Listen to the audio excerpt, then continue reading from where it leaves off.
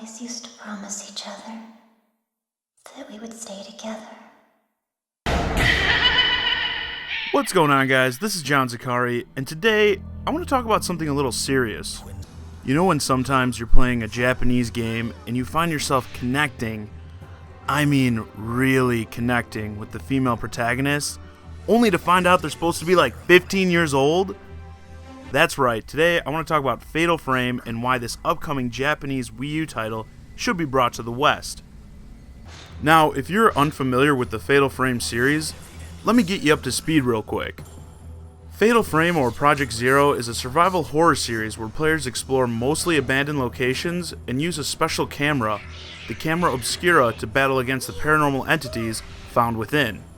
While those of us living outside Japan may be quick to dismiss these games because of their Japanese schoolgirl-esque protagonists armed with merely a camera, let me assure you that these games convey an unnerving atmosphere that rivals survival horror mainstays such as the Resident Evil or Silent Hill games.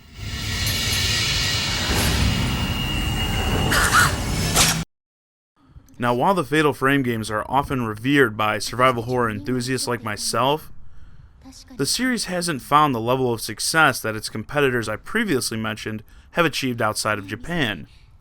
This caused these games to largely remain cult classics, and it was likely for this reason that Nintendo decided against releasing the fourth entry in the series that was exclusive to the Wii in North America or Europe.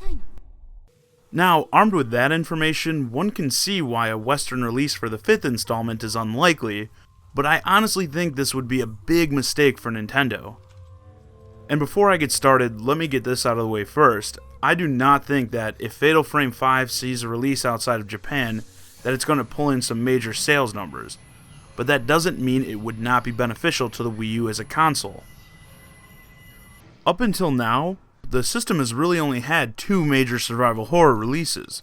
Resident Evil Revelations, which I would say is probably the best Resident Evil game since RE4, and the highly underrated Zombie U. When the Wii U's gamepad was first announced, I immediately thought it would be perfect for a new Fatal Frame game, allowing the players to use the gamepad as the camera obscura and have to see the ghost coming right in front of their faces. Fatal Frame 5 would allow that to be a reality, with perhaps some of the most innovative use of the gamepad seen yet.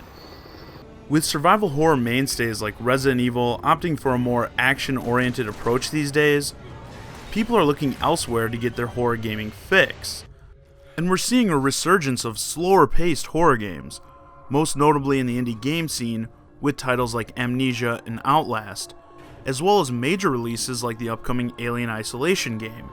This new entry in a classic series with gameplay elements that are only possible on the Wii U would be a sure way to attract the interest of survival horror fans, or even just players looking for games with more mature themes, who may have wrote off the Wii U as the Nintendo games machine during its early days.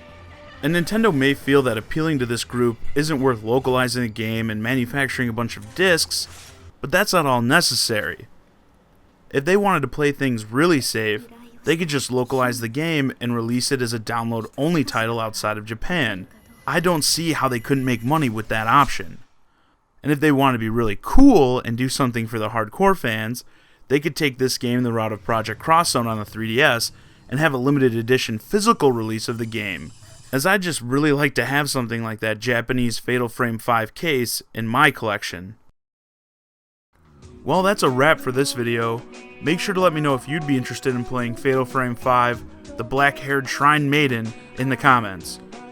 If you enjoyed the video, please remember to hit that like button and subscribe to my channel for future gaming content.